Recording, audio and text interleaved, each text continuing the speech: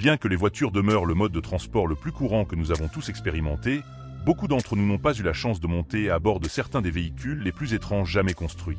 Par conséquent, si vous n'avez pas eu la chance de les expérimenter de première main, vous les découvrirez ici. Des voitures minuscules ressemblant à des chaussures surdimensionnées aux voitures alimentées par des parfums, voici les 10 voitures les plus étranges jamais fabriquées. Numéro 1, Pile P50. Avec 137 cm de long, 99 cm de large et un poids de 59 kg, la P50 détient le record de la plus petite voiture jamais produite en série. Elle figure dans le livre Guinness des records de 2010 comme la plus petite voiture de production jamais fabriquée. Cette micro-voiture à 3 roues a été initialement fabriquée par la société Pile Engineering sur l'île de Man pendant seulement 3 ans, de 1962 à 1965. Elle a été conçue pour accueillir un seul adulte et un sac de course, ne laissant aucun espace pour les passagers ou les enfants. Elle disposait d'un espace limité et ne comportait qu'une seule porte du côté gauche ainsi qu'un seul phare. Elle manquait de marche arrière, faisant du mouvement vers l'arrière une tâche physique qui exigeait que le conducteur manœuvre la voiture à l'aide d'une poignée située à l'arrière. Lors de sa première sortie en 1963, la P50 avait un prix de vente au détail de 199 livres sterling, équivalent à environ 6600 livres sterling de nos jours. Au cours de sa brève période de production, seulement 50 P50 ont été fabriquées et aujourd'hui, seulement 27 d'entre elles existeraient encore. La rareté de ces véhicules uniques a contribué à leur valeur de collection. Une P50 s'étant vendue aux enchères en mars 2016 pour un prix record stupéfiant de 176 000 $. La P50 d'origine était équipée d'un moteur monocylindre DKW de 49,2 cm3 produisant une vitesse maximale d'environ 60 km/h. Elle utilisait une transmission manuelle à 3 vitesses, dépourvue de marche arrière.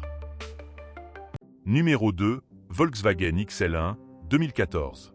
La Volkswagen XL1, également connue sous le nom de voiture d'1 litre, est une hybride rechargeable diesel exceptionnelle à production limitée créée par Volkswagen. Son objectif ambitieux est de parcourir 100 km avec seulement 1 litre de carburant diesel, tout en maintenant sa praticité et sa capacité à circuler sur route. Pour atteindre cette économie extraordinaire, la XL1 a été méticuleusement conçue avec des matériaux légers, une carrosserie profilée et un moteur et une transmission spécifiquement conçue et optimisée pour l'efficacité. La production de ce véhicule unique a commencé à la mi-2013 avec seulement 250 unités fabriquées, au prix de 111 000 € et disponible uniquement en Europe.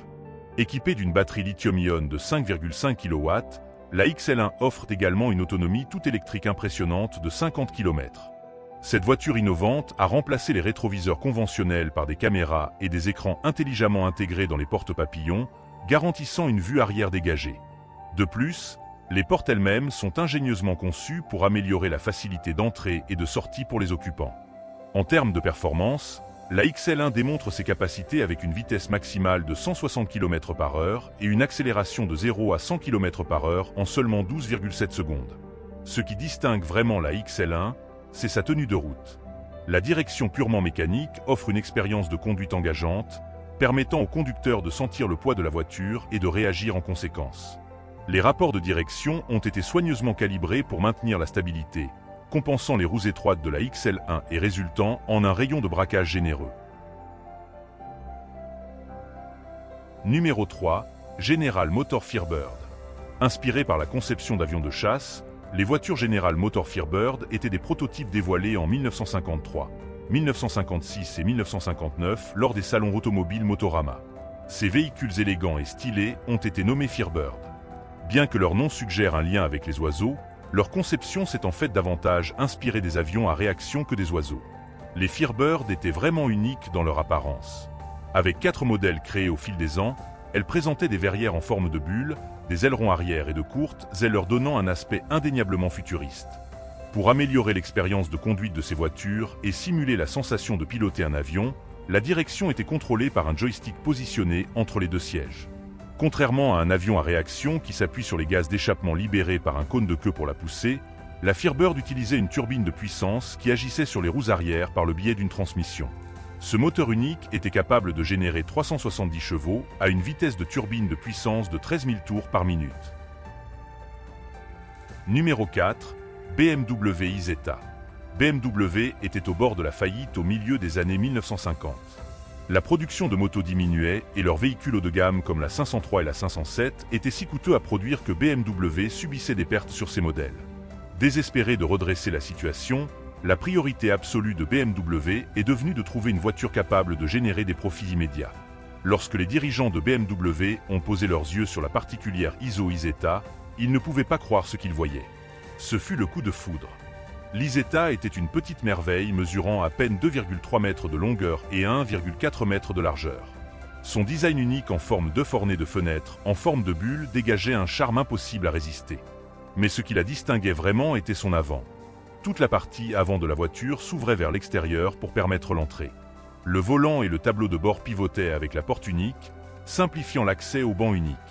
Le siège offrait un confort raisonnable pour 2 occupants et peut-être un petit enfant. Derrière le siège se trouvait une étagère spacieuse avec une roue de secours située en dessous. En cas d'accident, le conducteur et le passager devaient s'échapper par le toit ouvrant en toile, une caractéristique de sécurité inhabituelle mais ingénieuse. En 1955, elle est devenue la première voiture de masse au monde à atteindre un taux de consommation de carburant impressionnant de seulement 3 litres au 100 km. Cette percée a attiré l'attention du monde entier et l'Isetta est rapidement devenue un succès, devenant la voiture monocylindre la plus vendue au monde avec plus de 250 000 unités vendues. En termes de performance, l'Isetta n'était peut-être pas un démon de vitesse, mais elle possédait un charme qui transcendait la simple vélocité. Il lui fallait tranquillement 30 secondes pour atteindre 50 km/h à l'arrêt et sa vitesse maximale plafonnait à environ 75 km/h. L'Isetta n'était pas là pour établir des records. Sa capacité résidait dans sa facilité à naviguer dans les rues animées de la ville, offrant une solution abordable et économe en carburant pour les citadins en quête de mobilité. Numéro 5. Ferrari Modulo. La Ferrari Modulo a été conçue par Paolo Martin et a fait sa première apparition au Salon de l'Automobile de Genève en 1970, captant immédiatement l'attention des observateurs avec son aspect futuriste et unique. La Modulo dégage une ambiance de vaisseau spatial avec ses lignes angulaires et ses courbes distinctives rappelant quelque chose sorti de Star Trek. Étonnamment, un seul exemplaire de cette incroyable voiture a été fabriqué. La carrosserie basse en forme de coin de la Modulo lui donne un aspect aérodynamique élégant. Son toit vitré de style verrière s'ouvre vers l'avant pour permettre au conducteur d'entrer à l'intérieur, et ses 4 roues sont partiellement cachées, renforçant encore son aspect extraterrestre. Un élément de conception notable est la présence de 24 trous dans le capot moteur, offrant un aperçu du puissant moteur V12 Ferrari. Ce moteur produit une puissance étonnante de 550 chevaux, permettant à la Modulo d'atteindre une vitesse maximale d'environ 354 km/h et d'accélérer de 0 à 97 km/h en environ 3 secondes. Bien que la Modulo puisse avoir l'apparence d'un vaisseau spatial en lévitation plutôt que d'une voiture conventionnelle, elle reste une voiture de sport conceptuelle. En 2014, la Modulo a été vendue à un collectionneur automobile américain nommé James Glickenhaus. Numéro 6. Polaris Slingshot. Le Polaris Slingshot est un véhicule à 3 roues homologué pour la route qui a été introduit pour la première fois en 2014 par le fabricant américain Polari Industries. Le premier modèle de Polari était le modèle de base qui s'appelle maintenant le modèle S, ce n'est ni une voiture ni une moto. Le Slingshot a 2 roues à l'avant et une roue centrale arrière. Il ne comporte pas de porte, de toit ou de vitre latérale et tout l'intérieur est imperméable. Il comprend un écran tactile multitouch read commande de 7 pouces avec la technologie Glove Touch dans lequel vous pouvez consulter des cartes, vérifier votre emplacement, obtenir des indications routières et bien plus encore. Le Slingshot est alimenté par un moteur GM Ecotec 4 cylindres en ligne de 2,4 litres capable de produire 173 chevaux à 6200 tours par minute. En ce qui concerne la vitesse maximale, ce véhicule est capable d'atteindre 210 km/h et peut accélérer de 0 à 100 en moins de 5 secondes, avec un prix de départ de $20 999. Numéro 7. Wienermobile. Le Wienermobile est une flotte emblématique de véhicules à moteur conçus pour ressembler à un hot dog dans un pain. Il sert d'outil promotionnel et publicitaire pour les produits Oscar Mayer aux États-Unis. Le tout premier Wienermobile a été créé par Karl G. Mayer en 1936. Depuis lors, ces véhicules uniques sont devenus un symbole reconnaissable associé à la marque. L'objectif du Wienermobile est de générer de l'enthousiasme et d'attirer l'attention sur les produits Oscar Mayer. Le design distinctif du véhicule capture l'esprit ludique et léger de la marque, en faisant un spectacle mémorable sur les routes. Le design original du Wienermobile présente un corps en forme de hot dog sur un châssis ressemblant à un pain, avec des roues et divers éléments de marque. Au fil des ans, différentes versions et itérations du Wienermobile ont été introduites, chacune avec ses propres mises à jour et modifications uniques. Ces Wienermobiles voyagent à travers les États-Unis, interagissant avec le public, répandant la joie et promouvant la marque Oscar Mayer.